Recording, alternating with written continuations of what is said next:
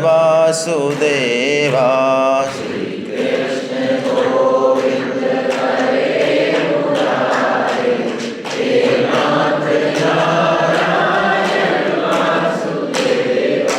श्री कृष्ण गोविंद हरे मुरारे, नाथ नारायण वासुदेवा।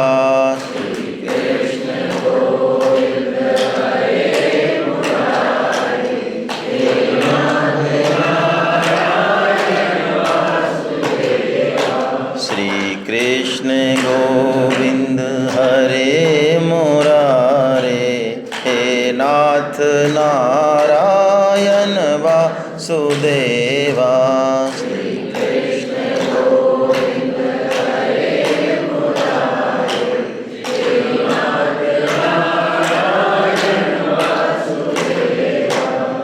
वसुदेव सुतं देवं कंस चाणूरमर्दनं, देवकी परमानंदं, कृष्णं वंदे जगद्गुरुं। आप सभी वैष्णव जनों के चरणों में प्रणाम।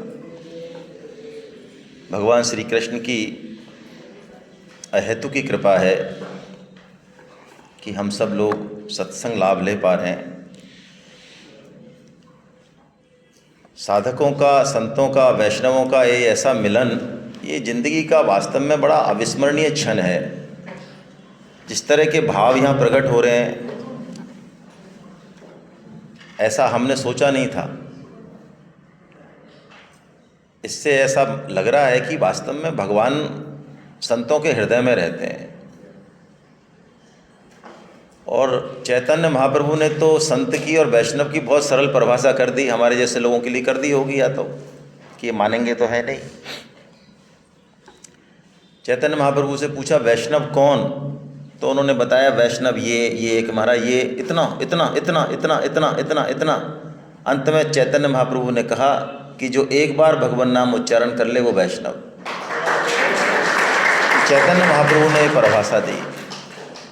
तो ये वैष्णवों का कुंभ जो है, ये जो सम्मेलन है, ये वास्तव में दुर्लभ है। 2 दिन से बिल्कुल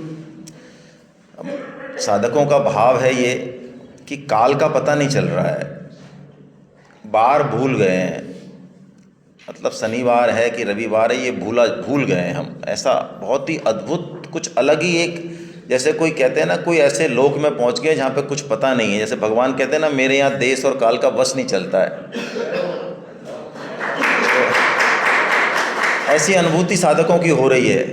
अब मेरी अकेले की होती तो मुझे संकोच होता, लेकिन 100 से अधिक सेमिनार हम कर चुके हैं। और आपको पता है कि मैं ऐसे तो मतलब नहीं बोलता खुश करने के लिए, लेकिन इस सम्मेलन का आनंद बिल्कुल अलग है, बिल्कुल अलग है। क्यों अलग है? मुझे लगता है कि ऐसे लोग जिनके अंदर भगवान का प्रचार करने की ललक है भयंकर, ऐसे लोगों का सानिध्य मिलना ये अपने आप में बहुत दुर्लभ है। कल ओपी शर्मा साहब कह रहे थे कि आप 7 स्टार में भी यदि कोई पार्टी करो, मैरिज एनिवर्सरी मनाओ या कुछ भी फंक्शन करो, आपको ये उससे भारी पड़ेगी। ये वाली ज़िंदगी भर आप भूल नहीं सकते इसको, जैसा हम लोग सम्मेलन में यहाँ आए। तो ये बात अद्भुत है वास्तव में, और हम कृपा से ही आए हैं।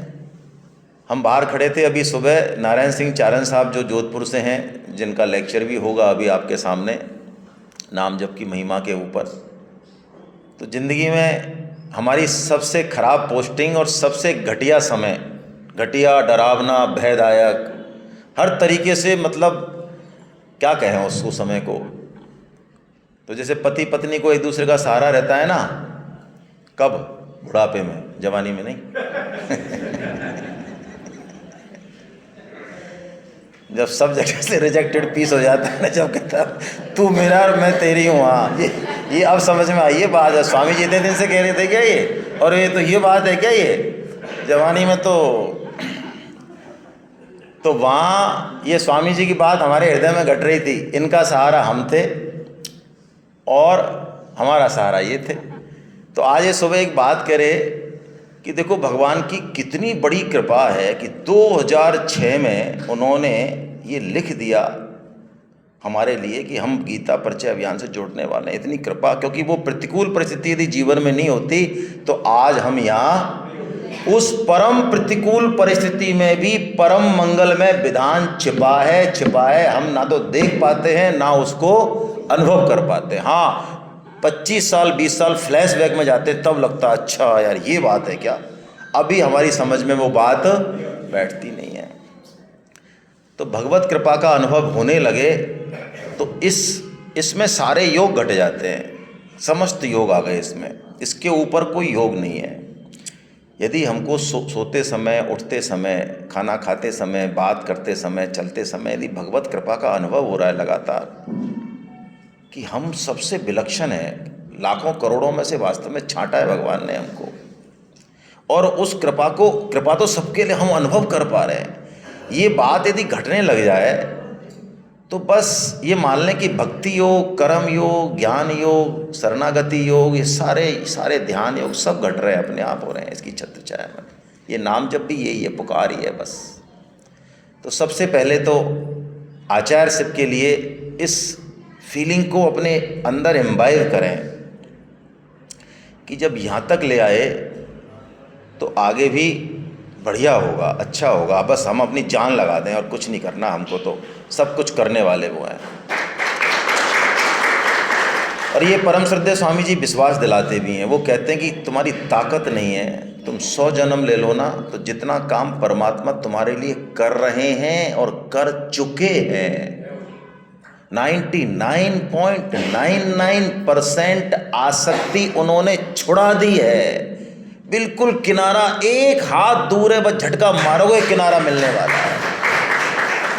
कितने से लोगों में आसक्ति है, कितने से धन में आसक्ति है, बाकी तो सब से छूट ही गई ना। तो बस ये किसने छुड़ाई? ये भगवान ने छुड़ाई। हम छोड़ सकते थे? संभव नहीं है। तो इस कृपा को अनुभव करते समय, और ये कृपा आचार्य के रूप में हम काम करें तो दूसरों के हृदय में भी ये इम्बाइब हो जाए, भगवत कृपा का अनुभव वो करें, बस तो समझ में आ जाएगी बात। यदि पीतल को जिस दिन समझ लिया कि ये पारस मणि है, अब उसको कुछ भी बताने की जरूरत नहीं है, कुछ भी बताने की जरूरत नहीं है। वो अपने आप उस पारस मणि का सदुपयोग कर लेगा। ये झलकना चाहिए हमारे आचार विचार से, हमारे व्यवहार से, है ना। और साधकों के कल्याण के लिए, हमारे कल्याण के लिए युक्तियों का सहारा अवश्य लें, टेक्निक्स का सहारा अवश्य लें, समय के साथ चलें, जो फॉर्मेट है उसके साथ चलें, फॉर्मेट को चैलेंज नहीं दें। जैसा कि मैंने कल उदाहरण दिया, बच्चे टेक्स्ट में समझते हैं तो आप टेक्स्ट की भाषा से एंटर करें। प्रचार में बहुत मुख्य हेतु ये होता है कि एंट्री गेट उनका दें हम। जैसे नुमाइश है, मुझे भरतपुर में मैं पढ़ा तो मुझे वही सीन याद आता है कि नुमाइश में एक तो गेट होता है घुसने का, और पूरी नुमाइश देखो किलोमीटर 2 किलोमीटर लंबी, फिर एक निकलने का होता है। तो यदि एंट्री गेट हमारी रुचि का है, हमारे अनुसार है, तो हम घुस जाएंगे तुरंत। अब अंदर उसको भले ही अपने हिसाब से धीरे धीरे मोल्ड कर लो। तो एंट्री गेट होना चाहिए। ये वैसी बात नहीं है। कल सुधीर जी, अशोक गुप्ता जी, हम लोग कल गए, मैं उदाहरण के तौर पे बता रहा हूँ। कल एक अचानक फ़ोन आया, पेंशनर समाज की बैठक थी, 150 वरिष्ठ जन, CMHO, PMO, बड़े बड़े लोग, तो वहाँ से फ़ोन आया एक साधक का कि साहब आप आ सकते हो क्या, यहाँ पे अच्छा मौका है प्रचार का। अब मैंने कहा यार ये सेमिनार संभालें कि वहाँ जाएं, क्या करें। लेकिन मैंने सोचा कि ठाकुर जी ने कुछ कृपा की है, मेरी ड्यूटी लग गई है उदयपुर, 3 दिन की मंत्रियों की वहाँ मीटिंग है, ऑल ओवर इंडिया से मंत्री आ रहे हैं, तो 3 दिन मुझे वहाँ जाना है, आज ही निकलना है। तो मैंने कहा ठाकुर जी का काम कर दूंगा, उसके बाद में इस मीटिंग को जो है कुछ नहीं करेगी ये मीटिंग, ऐसा करता हूँ मैं। तो मैं इस लोभ से चला गया वहाँ, और वहाँ हम चले गए। 1 से 1.5 का टाइम था, गए, और किस्मत से वहाँ पे लोकल MLA आ गए, गोपाल शर्मा जी। अब बस MLA आ गए तो बावड़े हो गए लोग। अब हर चीज़ के लिए वहाँ पे जो है फेंटा पहनाया जा रहा है और स्वागत ही स्वागत, सम्मान ही सम्मान, सम्मान ही सम्मान। 1 10 हो गया, 20 हो गया, 1 30 हो गया, 40 हो गया, 50 हो गया। अशोक जी के चलो सर यहाँ कोई लेना देना नहीं, ये MLA जाएंगे, सब भीड़ छट जाएगी। नाश कर दिया इन्होंने, महामारी सेमिनार चल रही है, 2 बज गए। सुधीर जी हमारे बिल्कुल शांत बैठे रहे। मैंने भी कहा चलो रे यार क्या लेना देना है, फालतू इन्हें टाइम ख़राब कर दिया, पट्टे जो है ना। तो सुधीर जी कह रहे लेकिन सर ये स्वागत समारोह देख के मुझे आपका एक वो दोहा याद आ रहा है कल वाला, जो आपने फर्स्ट डे बोला था, उष्ट्रा नाम विवाह हेतु गीतम गायंती गर्धवा परस्परम प्रशंसति अहो रूपम अहो ध्वनि।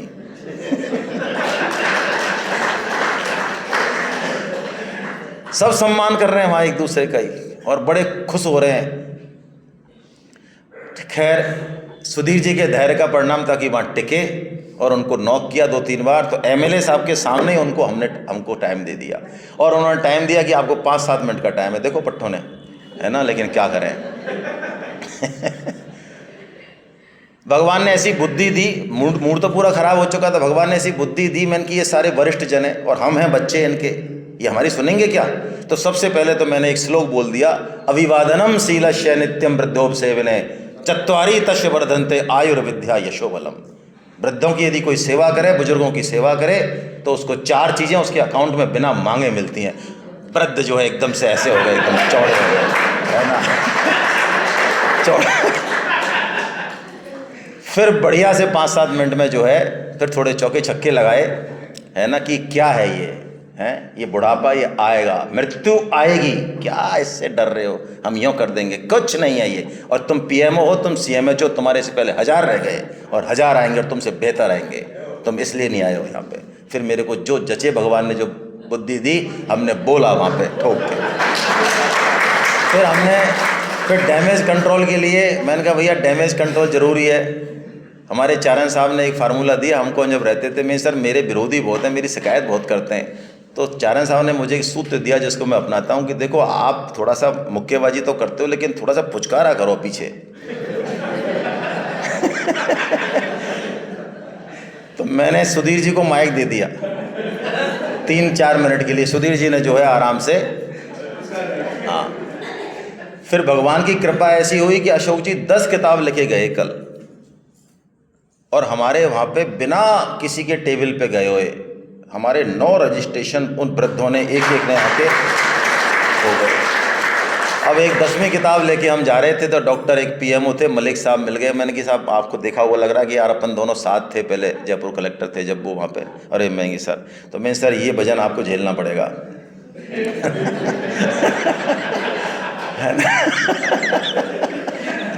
ये वजन में सर आपको झेलना पड़ेगा कि यार मेरे को बिल्कुल टाइम नहीं, मैं सर मत आना, आप लिख दो इस फॉर्म पे कि मैं ज़िंदगी में 1 क्लास अटेंड नहीं करूँगा, लेकिन 550 रुपये दे दो सर आप मेरे कहने से, है ना। कहने का मतलब है प्रचार में मौका और उसकी रुचि और स्वभाव को देखना बहुत, अपने मताग्र को थोड़ा सा पीछे रखें। जो भगवान ने कहा न बुद्धि येदम जनिये तज्ञानाम कर्म संगीना, उसकी बुद्धि का भेदन नहीं करें, अपने आचार विचार से उसको जो है देखें। तो आइए, हाँ मोबाइल बंद कर दें प्लीज़ थोड़ा सा। क्लास का लिंक बहुत ज़रूरी है श्लोकों का, ये बहुत इंपॉर्टेंट बात है। उनसे पर्सनल अटैचमेंट बहुत ज़रूरी है, उनको फ़ोन कॉल करना बहुत ज़रूरी है। देखिए आचार्य की सेवा कई मायनों में थोड़ा टाइम टेकिंग है, लेकिन ये पक्की बात है हम ना कर्मयोग कर पाते हैं, फैक्ट है ये, मैं अपनी बता रहा हूँ, ना हम ज्ञान योग कर पाएंगे ना हम भक्ति योग कर पाएंगे, हम तीनों में से किसी भी योग के लायक नहीं है। शायद मुझे ऐसा भाव आता है, शायद ये तीनों योग कहने के बाद भगवान ने जो ये गीता प्रचार की बात कही वो शायद इसलिए कही कि ये इतनी जो 18 रामायण गाई है 18 अध्याय में, ये बस की इनके नहीं है, वरना तो एक एक योग से हम निकल जाएं, कौन सी बड़ी बात है। तो गीता प्रचार एक ऐसा काम है, हमें लगेगा तो सही, लेकिन यदि हम इसमें लग गए, गीता क्लास ले रहे हैं और उसको बहुत अच्छे से लें हम, तो हमारा काम बहुत आसानी से हो जाएगा और इसका प्रत्यक्ष रिजल्ट भी हमको दिखेगा। लेकिन उसके लिए हम 3 दिन की जो सेमिनार कर रहे हैं इसमें बस ऐसे ही है कि हम बेस्ट आउटपुट कैसे दें। जैसे कि इसका पहला पॉइंट आप देखें, अरे ये सारे पॉइंट आ गए क्या, चलो कोई बात नहीं। पहला पॉइंट मैं बता रहा हूँ आपको, योगः कर्मसु कौशलम। तो अब देखिए, इसका वास्तविक मंतव्य तो यही है कि कर्म की सफलता और असफलता में हमारी समता बनी रहे, यही कर्म का कौशल है, ठीक है ना। और इसका सामान्य अर्थ जो बिना गीता पढ़े हैं लोग, वो ये कहते हैं कि कर्मों में कुशलता ही, स्वामी जी ने इस अर्थ को नहीं माना, लेकिन हम इसमें से इतना सेंस ले रहे हैं कि यदि हम अपने प्रियतम को कोई गिफ्ट दें, बढ़िया से बढ़िया गिफ्ट दें, है ना, आप दूसरे को दे दो, हो सकता है आपसे नहीं हो रहा हो, आप किसी और को दे दो, है ना, वो कर लाएंगे, आप दे दो किसी को, या सुन लो उसको सुनोगे है नहीं, वो फ़ोन करेगा बार बार, है ना, सुन लेना चाहिए, उसको साइलेंट पर डाल देना चाहिए। चलो, किसी को भी हम बेस्ट गिफ्ट दें, यदि वो हमारा वास्तव में प्रिय है, प्रियतम है, तो हम बढ़िया से बढ़िया देने की कोशिश करेंगे, अपनी औकात से ज़्यादा देने की कोशिश करेंगे। लेकिन जो वास्तव में हमारे प्रियतम है, जन्म जन्म के प्रियतम है, जन्म जन्म के संगी हैं, उसको यदि हम कोई कर्म अर्पण कर रहे हैं, तो क्या हम ऐसे ही कर दें? हम उसमें पूरी युक्ति, पूरा दिमाग और पूरा एफर्ट लगाएं। ये योग कर्मशु कौशलम। तो ये सारी 3 दिन में जो बात कही, इसको अपने राइट डाउन करके और उसमें अपना इम्प्रूवमेंट करें। हर एक के पास, हर एक का एक अपना अपना स्कोप है। मेरा ये स्ट्रांग पोर्शन है, मेरा ये वीक पॉइंट है, मुझे यहाँ थोड़ा सा काम करना है, इसको ज़्यादा मुझे काम में लेना है। तो बेस्ट दें अपने प्रियतम को, है ना, फ़ोन कॉल करें, अच्छे से कनेक्ट करें, साधक को लिंक करें श्लोक को, जैसा कि पहले हमने देखा। लिंकेज बहुत इंपॉर्टेंट है, साधक डिरेलमेंट नहीं हो। जैसे ही आपको लगे अरे मेरी बात लंबी जा रही है, साधक जो है बोर हो रहे हैं, चेंज करें, एकदम से टॉपिक चेंज करें, इन्वॉल्व करें, पार्टिसिपेशन करें, मतलब बहुत विजिलेंट। और एक और बात है, आपने शुरू में 4-5 क्लास जिस तरह से लेने की प्रैक्टिस कर ली, बाकी ऑटोमेटिक आप उस लेवल पर चले जाएंगे, फिर आपको कुछ नहीं सोचना है। ये जो सबकॉन्शियस है ना, आपने बढ़िया 5-6 क्लासों में टेक्निक्स को इस्तेमाल करके और इस तरह से चीज़ें कर ली, ये सबकॉन्शियस इतना स्ट्रांग है कि अब आप सो जाओ, भले ही सो जाओ, मतलब चिंता ही मत करो, ये अपने आप करा लेगा आपसे सारी चीज़ें, क्योंकि उसमें डिकोडिंग हो गई। बेस्ट दे। दूसरी बात, जैसा कि कल का जो उदाहरण दिया मैंने, सुधीर जी का धैर्य बना रहा एंड तक। उन्होंने कहा सर जब बुलाया है तो रुके रहो ना सर, और 10 मिनट देख लेते हैं। और वहाँ जाके अपन यदि चले गए बिना कुछ बोले, तो वहाँ जाके रोटी भी कौन सी अपन खा पाएंगे ढंग से, है ना। तो टिके रहे हम। तो धृति उत्साह समन्विता, ये सात्विक कर्ता बताया भगवान ने। ये गीता प्रचारक को इस सेंटेंस को पकड़ लेना चाहिए। जैसे विषय भोगों में हम धैर्य और उत्साह बनाए रखते हैं, लात पड़ती रहे। राजा मुचकुंद है, पूरी पृथ्वी के राजा, उनका श्लोक तो मुझे याद नहीं आ रहा है। राजा मुचकुंद कहते हैं कि भगवान मेरी कैसी बुद्धि थी, बताओ, मैं चक्रवर्ती सम्राट और विषय भोगों के कारण रात में गधे की तरह दुलत्ती खाता हूं। मैं चक्रवर्ती सम्राट जिसकी भौहें टेढ़ी हो जाए तो हिलें लोग, ऐसा चक्रवर्ती सम्राट। तो भगवान के काम में सफलता और असफलता दोनों में ही हमारा कल्याण है, दोनों में कल्याण है। और बल्कि मैं कहूं तो असफलता में ज़्यादा कल्याण है। असफलता हमको खड़ा होना सिखाएगी। असफलता में गिरने का भय बिल्कुल नहीं है। असफलता जितनी जल्दी आत्म विश्लेषण करके हमारे नेगेटिव साइड को दूर हटाएगी, उतना सफलता नहीं हटाएगी। बस हम थोड़ा सा असफलता को स्वामी जी के हिसाब से जीना और पीना सीखें। ये धृति उत्साह समन्विता ये बना रहे। असफलता के बाद भी मैं लग जाऊं दोबारा अगले दिन फिर ही उसी उत्साह से, इसका मतलब अब ये समता हृदय में प्रतिस्थापित होने लगी है। कल की बात कल गई, सफलता मिली, हाँ कल गई, असफलता मिली वो गई, अब नई बात चालू करें, है। चींटी जब दाना लेकर चढ़ती है, चढ़ती है 100 बार, कौन सा है वो, है, हाँ, लेकिन उसकी हार नहीं होती, हाँ, कोशिश करने वालों की कभी। दूसरा, टाइम टेकिंग होता है एक बंदा, हम इसको प्रोसेस को समझें। आज मैंने उसको नॉक किया, झड़प हो गई, कुछ भी हो गया, लेकिन रजिस्ट्रेशन नहीं हुआ। हम ये ना समझें कि मैं असफल हो गया ना, भगवान के काम में असफल कोई होता ही नहीं, ये भगवान कह रहे हैं। भगवान ने कहा ना, पार्थ नैवे है नामुत्र विनाशस्तश्च न विद्यते, नहीं कल्याण कृत कश्चितिम दुर्गतिम तात गच्छति। एक कदम भी हमने बढ़ाया, हम पीछे नहीं हट सकते, वो खाली नहीं गया वो कदम। यदि हमने किसी को भी एक कदम की तरफ इनवाइट किया, वो कदम खाली नहीं गया। जब भागवत जी कांटेक्ट करेंगे उसको, जब कोई और उसको कांटेक्ट करेगा KL शर्मा साहब, तो हो सकता है उस बंदे का रजिस्ट्रेशन हो जाए, लेकिन उसमें आपका योगदान भी कम नहीं है ना। इतना सब करने के बाद भी ये आचार्य का पद मिल गया, कई लोगों को नहीं मिला, हमको मिल गया। हमारी डिलीवरी भी बहुत बढ़िया हो गई, हमसे साधक भी अटैच हैं, हम गीता का प्रचार भी कर पा रहे हैं, हम बहुत आगे भी जा पा रहे हैं। लोगों को समझ में ही बात नहीं आती है। ये 100 में से 80 लोग तो बिल्कुल मूर्ख टाइप के हैं, मैं बिल्कुल बहुत ही अलग तरीके से जा रहा हूँ, जा रही हूँ, है ना। इन लोगों को समझ में क्यों नहीं आती हैं छोटी छोटी बातें, कैसे मूर्ख रह जाए यार ये, है ना। ये भाव आ रहा है, इसका मतलब मैं करता हूँ, और जो करता है उसका बैंगन का भरता बनेगा। वजन किसके सिर पे? जो करता है। 10,000 आदमियों का भोजन है, वजन कौन मरेगा? जो ये कह रहा है कि मैं जमा रहा हूँ, मैं ही कर रहा हूँ, हाथ भी मैं ही उठा रहा हूँ, है ना। भगवान यदि इसका सॉफ्टवेयर हटा देंगे तो ही मैं उठा दूंगा। जैसे कल कह रहे थे हम 100 साल जिएंगे, है ना। मुझे अब वो वरिष्ठ लोग थे, वरना मेरा मन में आया मैं पेशाब बंद हो जाए ना, पेशाब स्वामी जी कहते हैं, तो डॉक्टर के पास भगता फिरेगा। तेरी हिम्मत नहीं है तो पेशाब निकाल सके अपना। तो निमित्त मात्रम भव सव्यसाची, दोनों की आसक्ति की बात करी भगवान ने। पहले दोनों अलग अलग करी थी, 18वें अध्याय में दोनों को जंक्चर कर दिया भगवान ने बहुत स्पष्ट। शुरू में तो अलग अलग कर रहे थे भगवान, 6वें अध्याय तक और आगे भगवान ने कह दिया कर्माशक्ति और फलाशक्ति दोनों ही हटनी चाहिए, दोनों ही हटनी चाहिए।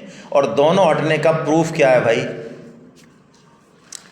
प्रूफ ये है कि अपने में कोई विशेषता नहीं दिखे। अभिमान किसका नाम है? दूसरे को मूर्ख समझने का नाम अभिमान है। यदि भगवान ही करने वाले हैं तो भगवान ही उसके लिए कर रहे हैं। भगवान की जच रही होगी कि इसको पहली क्लास में 3 साल बैठाना है, तो बैठा रहे हैं भगवान। हमको 6 महीने में भगवान ने पहली क्लास से अपग्रेड कर दिया। तो दोनों में कर्ता कौन है? भगवान। तो फिर मैं उसको इन्फीरियर कैसे समझ सकता हूं? मैं उसको इन्फीरियर नहीं समझ सकता। तो निमित्त मात्रम भव सव्यसाचिन, ये बहुत गहरी बात है तीनों योगों की। ये कर्म योग में कही, लेकिन ये तीनों योगों की बात है। आज हम इस स्तर पर हैं, ये भगवान की कृपा के कारण है, इसलिए किसी से भी अपने को विशेष नहीं माने। अब दूसरी बात, जब तक भगवान में एक निश्चयात्मक बुद्धि कह दें, अनन्यता कह दें, तब तक पार नहीं पड़ेगी, चाहे हम कुछ भी कर लें। और वो क्यों नहीं आती अनन्यता? भगवान ने जहाँ भी भगवत प्राप्ति की बात बताई गीता में, पूरे 18 अध्याय में हम खोल के देख लें, अलग अलग श्लोकों में भगवान ने अनन्यता, अव्यभिचारिणी, मतलब ये कहीं ना कहीं घुसा दिया भगवान ने ये सब। और वो अनन्यता, वो अव्यभिचारिणी क्यों नहीं आती हमारे दिमाग में? क्योंकि हम इस लेवल पे अटके रहते हैं, कहीं ना कहीं कोई ना कोई और एंगेजमेंट है हमारे। वेद वाद रतः पार्था, वेदों में जो वर्णन है वो बहुत उच्च कोटि का वर्णन है, ब्रह्मलोक तक का, स्वर्गलोक तक का, संसार की मान बढ़ाई का, परोपकार का, इस काम का, उस काम का। इन कामों में मैक्सिमम हम सब अटके हुए हैं। ये सब जिस दिन हटेंगे, शब्द ब्रह्माति वर्तते, ये सब जिस दिन हटेंगे और भगवान लगेंगे इससे भी परम सर्वोच्च भगवान लगेंगे कि ये कुछ नहीं है, ये परोपकार और इन सब के पीछे भगवान है, तब जाके ये अनन्यता आएगी। ये वेदवादरता ये हमको अंत तक उलझाए रखता है। भगवान ने शुरू में अर्जुन को चेताया इसमें, त्रैगुण्या विषया वेदा निस्त्रैगुण्यो भवार्जुना। निस्त्रैगुण्यो सत्वगुण, ये बरसों उलझाए रखता है। ऐसा मीठा है ये सत्वगुण, ऐसा मीठा है, इससे पार पाना। ये मेरा व्यक्तिगत है, इसको आप चाहे नोट नहीं करें, मैं तमोगुण को ज़्यादा, रजोगुण को ज़्यादा बुरा नहीं मानता। क्यों? इसमें भगवान ने ऐसी व्यवस्था की कि इसमें लात पड़ती है, अपने आप चेत करता है आदमी। लेकिन सतोगुण का नशा बहुत गहरा होता है, इससे आदमी निकलना ही नहीं चाहता, क्योंकि आनंद आता है ना। जो मताग्रह जो पाल रखा, हम तो भाई साहब यही करते हैं, कुछ नहीं है, सब गीता है ना, हमारा तो ये है सुबह ये करना वो करना और ये करना, बस इससे ऊपर कुछ नहीं है। और गीता में तो हम जो बता रहे हैं बस यही है, इसके अलावा और कुछ नहीं। हमने जूस निकाल के पी लिया है गीता का। ये सतोगुण इतना नचाता है, ये करेक्शन के लिए तैयार नहीं है बट्टा। तमोगुण रजोगुण तो करेक्शन के लिए तैयार रहेगा। क्यों? उसके मन में यार ये मैं थोड़ा गड़बड़ आदमी तो हूँ यार, लोग मेरे से कहते हैं और मैं सुधर नहीं पा रहा हूँ, लेकिन मैं हूँ तो गड़बड़, ये उसके दिमाग में है। और इसी कारण स्वामी जी कहते हैं कि जितनी तेजी से नेगेटिव शेड वाला व्यक्ति भगवान की तरफ जाता है, उतनी तेजी से पॉजिटिव शेड वाले नहीं जा सकते। उसका कारण ही यही है, क्योंकि उनको अपने नेगेटिव शेड का अभिमान नहीं है। अंदर से वो बुरा फील करता है अपने आप को कि यार मैं ये बुरे काम करता हूँ, यार मैं कितना घटिया आदमी हूँ। और अच्छे काम करने वाले को अच्छाई का अभिमान है। तो वेद बाद रता पार्थ, सत्व गुण से भी ऊपर जाना है और सिर्फ सुन नहीं लेना है। नीचे सूत्र है, भगवान ने सूत्र दिया, न कर्मणा मनारंभे नैष्कर्म्यम पुरुष सोचते। सब कुछ समझने के बाद भी, सब कुछ क्लियर कट 50,000 लोगों को सुनाने के बाद भी, 10 साल गीता क्लास लेने के बाद भी वो तत्व हमारे जीवन में उतरेगा नहीं जब तक कि हम उसको जिएंगे नहीं।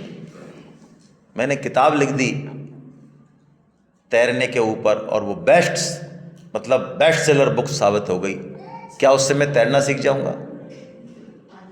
भगवान ने कहा ये करने का जो वेग है ना, ये छूटेगा नहीं जब तक हम इसमें उतरेंगे नहीं। नैष्कर्म्यम पुरुषोष्णते। लेकिन ये करना जो साधक का करना है और बाकी का करना, इसमें जमीन आसमान का फर्क है।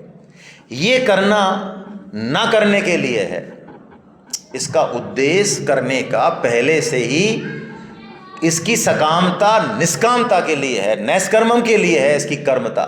लेकिन इसकी करने का वेग क्या है? ये भोगने के लिए है। जैसे शास्त्र ने हमको दिया, तेन त्यक्तेन भुंजी था, है ना, त्याग पूर्वक भोग। वेग जो है ना, ये हमारा सबसे बड़ी समस्या है। मैं इस पे आपका ध्यान आकर्षित करना चाहूँगा। इसमें प्राय हम सुधार करने के लिए तैयार नहीं होते हैं, हम सभी। देखिए, मैं यहाँ पे यदि कुछ कह रहा हूँ और मुझसे एक्सपेक्ट की जा रही है कि मैं 1 मिनट में अपनी बात करूँ, और उससे इस पूरे दिन के प्रोग्राम का, इस पूरे सिस्टम का एक अच्छा हो रहा है, मतलब वो साइड में जा रहा है, तो फिर मुझे उस सिस्टम का पार्ट एंड पार्सल हो जाना चाहिए। मैं अपने आवेग पे, संवेग पे कंट्रोल करूं। किसके लिए? उस एक उद्देश्य के लिए जो संगठन का है। यदि मैंने अपने उस वेग को उस हिसाब से मॉनिटर कर लिया तो काम हो जाएगा, और यदि नहीं किया तो ये बोलने का जो वेग है ये खत्म कर देगा हमको, ये डिरेल कर देगा हमको, बिल्कुल ये पक्की बात है ना। तो अपने आवेश पे और अपने भाव पे कंट्रोल करना भी बहुत करना चाहिए साधक को। किसके लिए? उद्देश्य के लिए, श्री कृष्ण प्रसन्नता के लिए, जिस कमिटमेंट के लिए कोई संगठन काम कर रहा है उसके लिए। यदि मेरा न बोलना, कम बोलना या भावों को प्रकट न करना श्रेष्ठ है तो मुझे वही करना चाहिए। ये बहुत इंपॉर्टेंट बात है ना।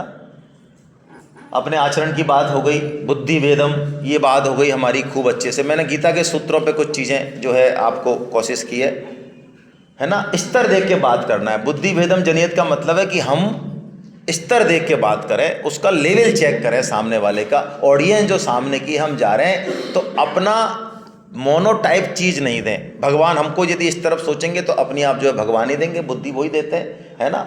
और ये बहुत इंपॉर्टेंट बात है, गीता प्रचार में धृति और उत्साह बनाए रखने के लिए जो सूत्र था पहले, धृति उत्साह समन्विता, वो बना रहे, क्योंकि हमारा वो बना नहीं रहता। उसका कारण ये है, इसको दूसरों पे तो अप्लाई करें, खुद पे भी अप्लाई करें।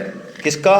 प्रकृतिम यान्ति भूतानि निग्रहम किम करिष्यति। सुधीर जी और हम कल ही बात कर रहे थे, है ना, अपने अपने स्वभाव के बारे में, कि यार ये चीज़ हमसे सही नहीं हो रही है। क्या मतलब है इसका? देखिए, हम सब एक स्वभाव लेके आए हैं और हम सब उसके स्वभाव के वश में हैं। हम कहते तो हैं मैं चाहे ये करूं, मैं चाहे वो करूं, हम स्वतंत्र हैं। स्वामी जी कहते हैं तुम स्वतंत्र बिल्कुल नहीं है, तू गुलाम है, तू गधा है। किसका? मन बुद्धि का गुलाम है तू। जैसा तेरी मन बुद्धि नचा रही है ना, तू वैसे नाच रहा है पूरी जिंदगी। तू तेरे स्वभाव के वश में, और मनुष्य जन्म में ही ये तेरे को मौका है कि तू तेरे स्वभाव को शुद्ध कर सकता है। शेर से कोई एक्सपेक्टेशन नहीं है कि वो जो है शाकाहारी बने और खुराना साहब का लेक्चर सुनने के शाकाहार के क्या फ़ायदे हैं। कोई ज़रूरी नहीं है, ज़रूरत ही नहीं है, ना पावर है ना अपेक्षा है। तो ऐसे ही सबका स्वभाव बड़ा प्रबल है, तो सामने वाले का स्वभाव हमारे एक दिन के कहने से चेंज, जैसे कि वो संत है ना, वो बिच्छू को बार बार फेंक रहे हैं, शिष्य खड़े हैं ना, वो बेवकूफ़ थोड़ी हैं, वो शिष्य खड़े हैं, उनको बहुत बड़ा मैसेज दे रहे हैं। वो एक बार फेंका बिच्छू, फिर तैर तैर के आया गंगा में, फिर फेंक दिया उन्होंने, फिर खा गया वो। तीसरी बार फेंका, शिष्य आया उतर के, गुरु जी समझ में नहीं आ रही है आपके, ये बिच्छू है, ये अपना स्वभाव छोड़ेगा नहीं, मार दो ना इसको। क्यों इसको? कि जब ये बिच्छू नहीं छोड़ रहा है स्वभाव, तो मैं अपना स्वभाव कैसे छोड़ दूँ? लोग मुझे संत कहते हैं। तो सामने वाला स्वभाव के वश में है, हम भी स्वभाव के वश में हैं। हम गीता के साधक होके अपने स्वभाव के वश में नहीं रहे यदि, ये इस जीवन की सबसे बड़ी विजय होगी हमारी। हम सब गीता साधकों की सबसे बड़ी विजय क्या होगी कि यदि हम अपनी मन बुद्धि के आवेग को शास्त्र के और परिस्थिति के हिसाब से मोल्ड कर दें। हमारा मन और हमारा स्वभाव तो ऐसा है कि इसमें ये रिएक्शन दें, लेकिन यदि हम मन बुद्धि के आवेग को सेट कर दें तो काम हो जाएगा। ये हमने देख लिया। हाँ, इसमें जो है ना, ये बात रह छोड़ गया मैं, दृढ़ उद्देश्य से इसमें बहुत जल्दी सुधार होता है। स्वामी जी ने कहा है स्वभावो मूर्धनि वर्तते कहा, लेकिन स्वामी जी ने कहा कि यदि उद्देश्य बहुत दृढ़ है, ऐसी चटपटी लग गई यदि, तो हमारा जो स्वभाव जो बरसों में नहीं बदलेगा, साधन करते करते 20 साल में, नाम जप से भी नहीं बदलेगा। हाँ, कई बार वो दृढ़ उद्देश्य से बदल जाएगा। जैसे कि हम उदाहरण देते हैं ना, ट्रेन में बंदा जा रहा है, आईसीयू में उसका बेटा एडमिट है, उसका कैसा ही खराब स्वभाव है, वो 2 से 3 घंटे में वो जो रिएक्शन देगा वो बिल्कुल अलग देगा। ऐसे ही जिसको लग गया कि पता नहीं 10 साल है कि 5 साल है कि 3 दिन है, इसमें फिर गधा घोड़ा बनना पड़े, क्या करना पड़े, अपने को इसी जन्म में परमात्मा की प्राप्ति करनी है, वो किसी भी रिश्ते की कटुता में, मीठीता में, किसी भी चीज़ में, परिस्थिति में, संसार में ज़्यादा उलझेगा नहीं। कोई बड़ी से बड़ी अचीवमेंट भी उसको बहुत अंदर से खुशी नहीं देगी। हाँ, बाहर नाटक भले कर ले वो, रोने का और खुश होने का, अंदर से है ही नहीं, उसका महत्व बुद्धि खत्म हो गई, तो चेंज हो जाएगा। लिंकिंग देख लिया हमने बहुत अच्छे से, बहुत इंपॉर्टेंट है लिंकिंग, बहुत इंपॉर्टेंट है। साधकों को अपने साथ लेके चलें हम 3 दिन में। इस बात को इसलिए मैं बार बार रिपीटेशन इसलिए कर रहा हूँ, ये बहुत इंपॉर्टेंट है। हमारी रेंज कुछ भी हो सकती है, हमें सब चीज़ें आती हैं, हमें चीज़ें क्लियर हैं, श्लोक में सब चीज़ें। अपने दिमाग से नहीं सोचें। अच्छा टीचर सामने वाले के लेवल पर उतरता है। जैसे हम अपने पोते से बात करते हैं ना, तो ऐसे बात करते हैं क्या ऊंट की तरह? नहीं, कट बैठ जाते हैं नीचे। फिर कौन सी भाषा बोलते हैं? वही बोलते हैं जो वो समझता है? हमारा छोटा छोटा भाई टमाटर को मनता कहता था, गिरधारी हमारा है, तो हम उससे क्या पूछेंगे? क्या चाहिए? मनता चाहिए? मनता यही पूछेंगे, या टोमेटो चाहिए ये पूछेंगे? मनता चाहिए तो कहा हाँ मनता चाहिए, तो समझ में आ गई बात, उसके काम हो गया। तो ये बहुत इंपॉर्टेंट है ना, उसको साथ लेके चलें। क्वेश्चन आंसर का हमने देख लिया, टेक्निक्स हैं इसमें। प्रश्नोत्तरी मणिमाला एक किताब है, उसमें 500 प्रश्न है, उसको अवश्य पढ़ लें आप। उससे आपके 60-70% क्वेश्चंस हो जाएंगे। स्वामी जी ने बहुत बेसिक चीज़ें ली है उसमें, है ना। यदि नहीं है तो आप ले लें प्रश्नोत्तर मणिमाला, उसको पढ़ लें। और गीता माधुर्य भी पढ़ लें, है ना, उसमें भी कुछ कुछ पॉइंट्स मिलते हैं। बाकी यदि कोई साधन सुधा सिंधु और साधन सुधा निधि, ये 2 किताब यदि कोई पढ़ लेता है तो उसके अधिकांश प्रश्न जो है वो सॉल्व हो जाएंगे। और साधकों के पोटेंशियल का भी आप यूज कर सकते हैं। अनीता, साधकों के पोटेंशियल का भी वो यूज कर सकते हैं, है ना। क्वेश्चन आंसर में उलझना नहीं है, पूरी क्लास को ख़त्म नहीं करना है। एक साधक के चक्कर में, चाहे उसको पूजना पड़ जाए, एक बार तो उसकी बात माननी पड़ जाए, लेकिन उलझना नहीं है। अब देखिए, नॉलेज अपडेटिंग के लिए स्वामी जी का सत्संग, बात हो गई हमारी, सबको सुनना चाहिए। 5 बजे सुनेंगे बहुत लाभ होगा, इसके अलावा भी सुनेंगे तब भी लाभ ही लाभ है, कोई दिक्कत नहीं है। विवेचन सत्र अटेंड कर लें। जैसा कि कल यहाँ से किसी ने कहा था, हर आचार्य को किसी न किसी गीता क्लास से अटैच रहना चाहिए। अपने आप बहुत सारी, देखो हर, यही तो भगवान का क्रिएशन है। इतने फूल खिलाए लेकिन सब एक से एक बढ़ के हैं, एक से एक बढ़ के हैं। और मेरा तो आपसे निवेदन है, पुराने आचार्यों से, अपने साधकों का यदि वास्तव में आप भला चाहते हैं तो उनको दूसरों की क्लास में भेजें, फोर्सली भेजें। ऐसा कुछ बोल दें उनसे कि वो आपके प्रति उनकी जो रेस्पेक्ट है ना वो कम हो जाए। आपको जो पूछ रहे हैं ना वो कुछ नहीं है, मन बुद्धि के गुलाम है, एक झटका दो आप, है ना, बस ऊपर से राम राम करना चालू कर देंगे, आपको भी अकल आ जाएगी कि ये मेरा कितना गुलाम है। समझ में आ रही है बात? मैं ये कह रहा हूँ, साल भर से जो गलतफहमी बन रही है कि ये तो हमारे लिए मरने मारने को तैयार है, ये तो हमारा ही साधक है, उसकी मन बुद्धि को, ईगो को थोड़ी सी चोट पहुँचा दो आप, फिर देखो कितना गुलाम है। क्योंकि हम सब स्वभाव के वश में हैं। तो अच्छा आचार्य, चूंकि उसका विकास करना है, उसको दूसरी वैरायटी देनी है और वो वैरायटी हमारे पास नहीं है, उसको दूसरे की क्लास में जाने के लिए प्रोत्साहित करें। हाँ, छोड़े उससे बेहतर है फिर ले लो, उसमें कोई दिक्कत नहीं है, लेकिन अटैचमेंट ना रखें, बिल्कुल ना रखें, है ना। वरिष्ठ सेमिनार, हर आचार्य को एक सेमिनार अटेंड करना आवश्यक है, हर रेजिडेंशियल करे। और वो मेरे ख्याल से आप में से तो कोई ऐसा नहीं होगा जिन्होंने सेमिनार अटेंड नहीं करी है क्या? ऐसे कोई नहीं होगा मेरे ख्याल, सब ने कर रखी है। खुराना साहब, आपने हाथ नहीं उठाया, कब?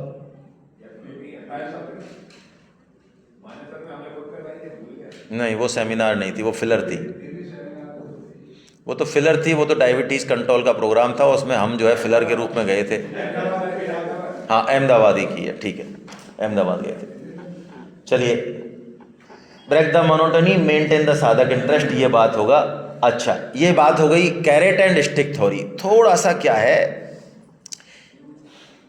जैसे सृष्टि चलाने के लिए, गहने गढ़ने के लिए खोट की जरूरत है, बिना उसके गहना बनेगा नहीं, खोट के बिना सृष्टि नहीं बनेगी, असत के बिना। ऐसे ही आचार्य थोड़े से नेगेटिव शेड का बड़े इंटेलिजेंटली इस्तेमाल करें, नहीं तो कुछ एलिमेंट्स ऐसे हैं जो हमारे पूरे उद्देश्य को भट्टा बैठा देंगे उसका। भगवान के ऐसे ऐसे क्रिएशन है सृष्टि में, वो 2-4 अभी क्लास में भी आ जाएंगे। तो थोड़ा सा नेगेटिव शेड होना बहुत ज़रूरी है ना। बिल्कुल ही ऐसा नहीं कि वो क्लास गर्त में जा रही है 2-4 आदमियों को खुश करने के चक्कर में। कभी कभी ऐसा होता है ना, हमारे सरकारी नौकरियों में जो पुराने लोग होते हैं वो सूत्र देते हैं। हम जब ज्वाइन करते हैं तो हम ब्लॉक डेवलपमेंट ऑफिसर में ज्वाइनिंग करने गए तो एक ने हमको सूत्र दिया, ऐसा है संतोष जी, आपको ये 45 जो सेक्रेटरी सरपंच हैं इनसे उलझने की ज़रूरत नहीं है। मैं कि अच्छा, गलत करें तो भी? गलत करेंगे ही नहीं। मैं क्यों? आप तो एक कौवा टांग देना, एक कौवा जाके, मतलब कौवा टांग देना मतलब एक सेक्रेटरी को सस्पेंड कर देना जाते हैं। सूत्र काम आया, है ना। और वो सस्पेंड होने वाला सोच रहा है मुझे सस्पेंड किया क्यों है, मैंने तो कोई अपराध ही नहीं किया। अब इसका मतलब है इसका इंटेलिजेंटली इस्तेमाल करना है। ये बहुत खतरनाक चीज़ है, मैं कह रहा हूँ नेगेटिव शेड है, ये खोट है। ये यदि इस खोट को ही अपना मान लिया तो सोने में क्या बचेगा? सोना बचेगा, खोट बचेगा? हमारी क्लास में क्या बचेगा? खोट ही बचेगा। इसलिए मैं इसको इतनी माइन्यूटली कह रहा हूँ कि इसका बहुत इंटेलिजेंटली इस्तेमाल करना है। सार रूप में जो टेक अवे है वो ये है ना। ये सार है इस पूरे सिस्टम का। 3 दिन में आज का दिन मिला के जो हमने सुना उसका ये सार है कि सत्संग रूपी बूटी को रोज सूंघते रहें नेवले की तरह, क्योंकि हमारे अंदर विषय वासनाओं का संस्कार चलता ही रहता है, चलता ही रहता है, चलता ही। जिस दिन चैतन्य महाप्रभु कहते हैं मुझे जैसे ही विषय भोग की बातें याद आती है ना स्त्री पुरुष के, तो मेरा मुंह टेढ़ा हो जाता है, विकृत हो जाता है, विकृत। विषय भोग की बात सुन के विकृत हो जाता है, हाँ, विचार आते ही विकृत टेढ़ा मुंह हो जाता था चेतन। ऐसा स्तर हमारा आ जाए फिर सत्संग की जरूरत नहीं है। तब सत्संग की जरूरत ऐसे होगी कि हमको सत्संग के बिना रहा नहीं जाएगा। वो जरूरत दूसरी है, श्रवण, सत्संग में श्रवण पे ज़्यादा फोकस करें, है ना, बोलने के वेग को कंट्रोल करें। और इसमें मेरा ये निवेदन है, कई बार हम 10 चीज़ें जो कही जा रही हैं उसमें से 8 चीज़ों को उड़ा देते हैं और ये कहते हैं कि हमारे लिए ये चीज़ें नहीं हैं, जबकि हैं वो चीज़ें हमारे लिए। हम खुद आकलन नहीं करें, किसी वरिष्ठ आचार्य से, किसी वरिष्ठ जो है अनुभवी से पूछें, अपने बारे में, अपने नेगेटिव चीज़ों के बारे में पूछें कि आप सही से बताओ मेरे को क्या इम्प्रूवमेंट की ज़रूरत है। वो आपको कृपापूर्वक पूछेंगे तो कृपापूर्वक बताएंगे, सही बात बताएंगे। हर आदमी ऐसे नहीं बताएगा कि आपको, सब यही कहेंगे आपको तो कि भाई बहुत ही बढ़िया है, आप जैसा तो ना तो कोई हुआ और ना कोई आगे, है ना, भूतो ना भविष्यति, है ना। आपको लगेगा यार इसने पहचान करी है मेरी आज सही। ये लोग तो मेरे को बेवकूफ़, यार ये बात भाई साहब मेरी पत्नी को और कह दो यार, आप ये नहीं समझ रही है। भगवान नाम जप है, सत्संग और जप एक ही बात है। प्रार्थना पुकार भगवान से, हे नाथ मैं भूलूं नहीं, और नाम जप एक ही बात है।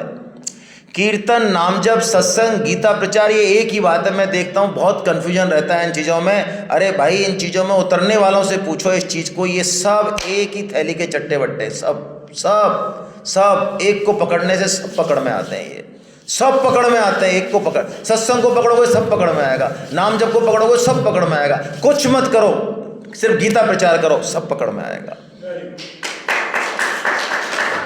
कहीं मूल में कहीं फर्क नहीं है, बस ऊपर फ्लावर में जैसे आए तो वहां फर्क लग रहा है। क्यों? रुचि और स्वभाव के अनुसार है। जैसे मानस में भगवान शिव कहते ना, रुचि नाम वैचित्र्या द्रजु कुटिल नाना पथ जुषाम, भूल गया मैं तो, वो चॉइस वो है ना, वो कौन सा एक वो गंधर्व था ना, पुष्पदंत गंधर्व का बड़ा अच्छा पुष्पदंत उवाच, 42 दोहे हैं, बहुत ही आनंदित करने वाले हैं। उसमें है वो पुष्पदंत कहता है भगवान शिव से, रुचिनाम वैचित्र्याम दजकुटुलनाना पतजुषाम पयसाम वर्णन गति, है ना प्रभु आपके अलग अलग मार्ग हैं जाने के लिए, लेकिन सब मिलते आपके ही हैं। जैसे कि नदियां अलग अलग जाती हैं लेकिन मिलती समुद्र में है। हमें अपनी रुचि के अनुसार कोई एक चुन लें। कीर्तन नाम जप से भी बेहतर है। किसी का नाम जप में मन नहीं लगता है, गीता में मन नहीं लगता है, उसको कीर्तन में बैठ जाना चाहिए। जो परम वैष्णव वहाँ बैठे हुए हैं और वो जो नाम जप का उच्चारण कर रहे हैं, वो ध्वनि हमारे चित्त को शुद्ध करती है और गीता के प्रति और नाम जप के प्रति हमारे प्रेम को पैदा करती है। कीर्तन को युग धर्म कहा चैतन्य महाप्रभु ने। कीर्तन को नाम जप से भी ऊपर माना स्वामी जी ने। स्वधर्म पालन, ये चीज़ें सात्विक सुख को पैदा करती हैं। जितनी भी चीज़ें हमारी अब तक चर्चा हुई, ये सात्विक सुख करता क्या है जनरली हमारे साथ, ये हमको स्वधर्म पालन से हटा लेता है। हम सीधे PhD स्तर पे पहुंच जाते हैं कि हम तो बहुत बड़े साधक हो गए स्वधर्म पालन पे। तो स्वधर्म पालन को छोड़ना नहीं है, अपनी ड्यूटी को छोड़ना। देखो दोनों बातें, भगवान में लगोगे, बहुत से लोग हैं जो आपके साथ खड़े हो जाएंगे, जा पर कृपा राम की हुई ता पर कृपा, लेकिन भगवान में लगने के बाद बहुत सारे लोग बाइक कूलर लेके भी तैयार हो जाएंगे। घर वाले क्या कर रहे हैं भाई साहब, अच्छा गीता पढ़ के ऐसा काम कर रहे हैं, पूरा वाइनो आपकी रोज ऐसी ACR भरी जाएगी, रोज घर में बाहर में। यदि गीता से जुड़ गए तो अब तक तो कोई कुछ नहीं कहता था, गीता पढ़ने के बाद यदि आपने कुछ किया तो लोग तैयार है लठ लेके, अच्छा तो गीता में लग रहा है ये, हमसे पूछो गीता में ऐसा थोड़ी होता है। तो स्वधर्म पालन बहुत इंपॉर्टेंट है। परम सेवा अद्भुत है, बात हो चुकी है, बहुत अच्छे से सेशन हो चुका है। अपने शहर में परम सेवा शुरू कर दें, साल में 2 ही हो चाहे 4 ही कॉल आए, कोई और टीम नहीं बन पाए, 24 घंटे नहीं हो पाए, आप ही सेवा करते हैं कि भाई मैं 3 घंटे की कर दूंगी या कराऊंगा, एक दिन में, अगले दिन फिर चला जाऊंगा, बाकी तो भगवान की इच्छा है। आनंद आएगा।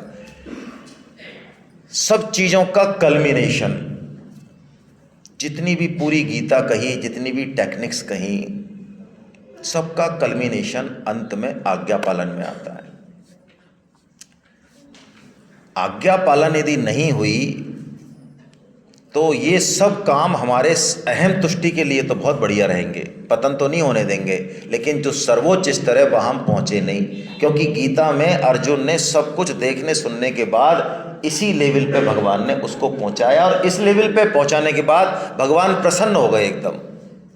करिष्ये वचनम तव। आज्ञा पालन और शरणागति में बिल्कुल भेद नहीं है, बिल्कुल भेद नहीं है। कोई शरणागत हो और भगवान की आज्ञा का पालन नहीं करे, वो किसी मामले में शरणागत नहीं हो सकता। कोई आज्ञा पालन कर रहा है, वो शरणागति शब्द का मीनिंग नहीं जाने, वो टोटल शरणागत है। इसलिए हमारे गीता परिचय अभियान की जो नींव है वो यही है। परम श्रद्धेय ताहिल साहब ने जो पौधा लगाया उसके मूल में यही बात है।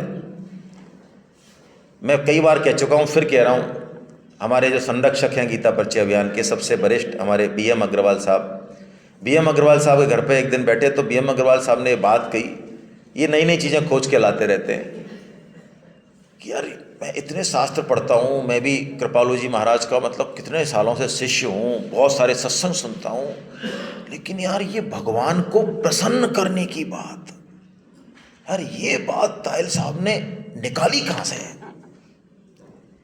जहाँ भी शास्त्र में भाव बनता है, जहाँ भी कोई बात आती है, वहाँ यही बात निकल के आती है। मानस में बड़े बड़े भक्तों ने इतने सारे वर मांगे, उनका सार देख लो आप, सारे वरों का सार देख लो, वहाँ यही आती है कि भगवान आपकी प्रसन्नता हो।